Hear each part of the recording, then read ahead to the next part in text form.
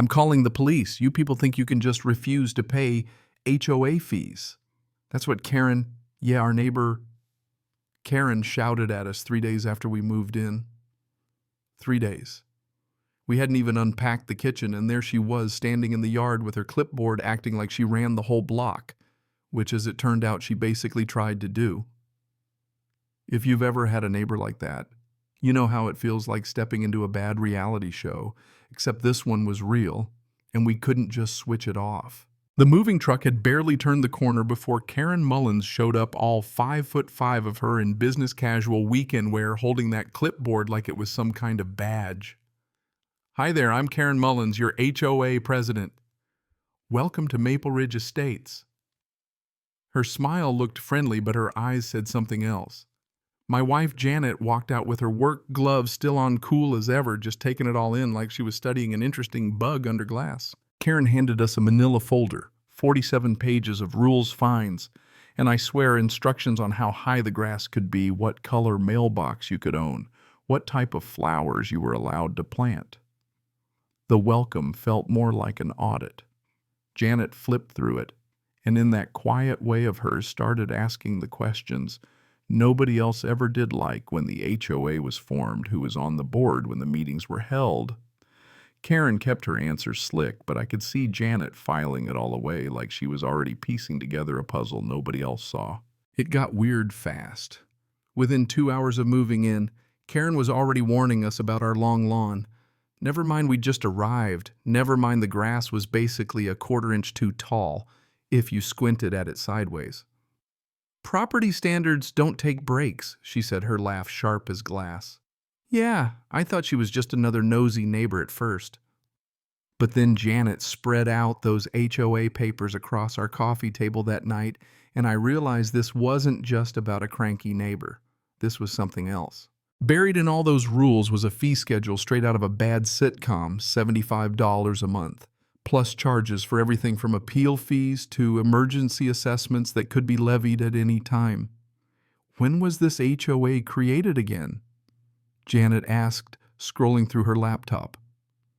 2018. I told her, remembering Karen's story about transforming the neighborhood. Janet's typing got more intense. She's like a bloodhound with a scent when she gets on a problem. "Something's off," Janet said. "According to county records, there's no official HOA for Maple Ridge. No incorporation, no binding covenants on our deed." She glanced at me, her voice low. "This HOA isn't legal. Karen's running a scam." Now, I'm not the kind of guy who goes looking for trouble, but you tell me someone's been scamming their neighbors for years, taking their money, threatening them with fake fines, and I'm ready to blow the roof off. Janet, though, put a hand on my arm and told me to wait. "Let's see how far she'll go to protect it," she said. There was something in her voice, something I hadn't heard since before we got married. A little cold, a little curious, a lot determined. We didn't have to wait long. 3 days later, a violation notice showed up under our door, typed in official-looking "grass exceeds 3-inch limit, $25 fine, $50 penalty if not paid in 48 hours. Janet went outside, measured the grass in 6 spots, 2.8 inches every single one. She's not just wrong. Janet said she's deliberately lying. After that, the notices started coming almost daily. Mailbox, wrong color. Garden hose not stored properly. Even the welcome mat got cited. But Janet just collected each notice, filed them away. She's building a pattern, she said. Documenting harassment, financial pressure, targeting people who won't fight back. And you know what? She was right. We started talking to the neighbors. Tom and Jennifer from next door, Mr. and Mrs. Brooks across the street, Mrs. Patterson down the block. All of them had stories, mailbox fines, threats of property liens, immigration threats, even people canceling medication to pay Karen's fees. It was sick. Tom, an accountant, said they'd paid over $3,000 in 2 years. The Brooks, who were on Social Security, said they had to skip buying their meds 1 month because Karen slapped them with a late fee on their mailbox. Mrs. Patterson, a single mom, was terrified. Karen had threatened to report her to immigration if she didn't pay, even though she was a naturalized citizen. Every story was the same: fear, intimidation, people scared to fight back. Karen had turned our block into her own little empire, preying on anyone too busy, too old, or too scared to push back. But Karen had never met Janet. When Karen called a mandatory HOA board meeting, underlined mandatory twice, like she thought it'd make it true, Janet spent the night prepping Deeds County records, a stack of sharp questions. That night at the community center, Karen tried to run the meeting like a Broadway star, but the cracks were showing. Janet started asking about the bylaws, the incorporation documents, the CCNRs. Karen squirmed, deflected, said they were under review with outside counsel being updated for compliance. The neighbors looked at each other, finally starting to see what was going on. Janet's questions just kept coming calm and surgical. Who incorporated the HOA? When were the CCNRs filed? Can we see the financial records? For the first time, Karen looked rattled, her smile twitching, her clipboard clutched tight. After the meeting, the neighbors flocked to Janet, suddenly realizing maybe, just maybe, Karen wasn't what she claimed to be. Janet told them the truth. Check the county records. If there's no HOA on your deed, she's got no authority over you.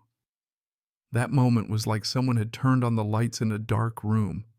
People started talking, sharing stories, realizing they weren't alone. Karen, though, wasn't done.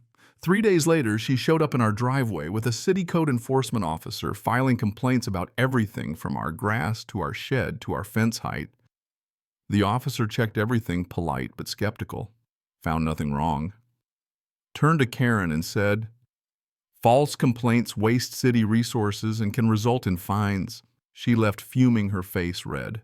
Janet, meanwhile, was running background checks, tracking Karen's old addresses, connecting dots I never would have thought to look for.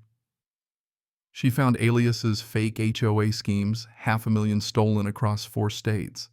Janet was building a case brick by brick. Then Karen tried to buy Janet off, offered her a position as community standards coordinator with reduced fees and violation immunity if Janet would help her enforce compliance. Janet just smiled and asked for detailed financial records for tax purposes. She recorded the whole conversation, every word. A few days later, we handed over a check for $475 money we could afford to lose just to see what Karen would do next. She came back with forged invoices, fake vendor contracts, all so professional looking you'd almost believe them if you weren't watching her squirm under Janet's gentle questions. Janet photographed everything, cross-checked the vendors, and found nothing but dead ends and P.O. boxes. Then Janet followed Karen to the bank and watched as she deposited all the HOA checks into her personal account. That was the final nail. "She just committed federal wire fraud," Janet said, her voice steady. "I have everything I need to put her away." Turns out Janet was a retired federal investigator for the Department of Housing and Urban Development, 15 years hunting housing fraud and organized crime. I'd married a software engineer who could dismantle a criminal enterprise with one eyebrow raised, and I never even knew. That night she walked over to Karen's house, folder in hand, and called her by her real name, Catherine Morrison. Told her about Phoenix, New Mexico, Delaware, all the places she'd run the same con. Showed her the evidence, the background checks, the recordings, the bank records. Told her, "Return every dollar you stole, dissolve your fake HOA, and leave. Otherwise, tomorrow morning, the FBI gets this file." Karen ran, of course. She packed up in the middle of the night, tried to skip town. FBI was waiting. They arrested her on the interstate, caught it all on dash cam. You should have seen the neighbors the next morning. Relief, disbelief, even tears. Mrs. Brooks got her medication money back. Mrs. Patterson's kids could play outside again. Tom got his refund. The whole block threw a party. The news called Janet a hero. She hated it, but I'll tell you something, heroes do exist. Sometimes they're just the quiet one making coffee in your kitchen, building spreadsheets when you're asleep. 6 months later, we watched Karen Catherine get sentenced to 25 years in federal prison, all stolen money returned with interest. The fake HOA was gone, replaced by a real neighborhood group, voluntary, transparent, and focused on block parties instead of fines. Kids rode bikes. Mrs. Brooks planted whatever flowers she wanted. The Wilsons painted their house purple just because they could. And Janet, she retired again.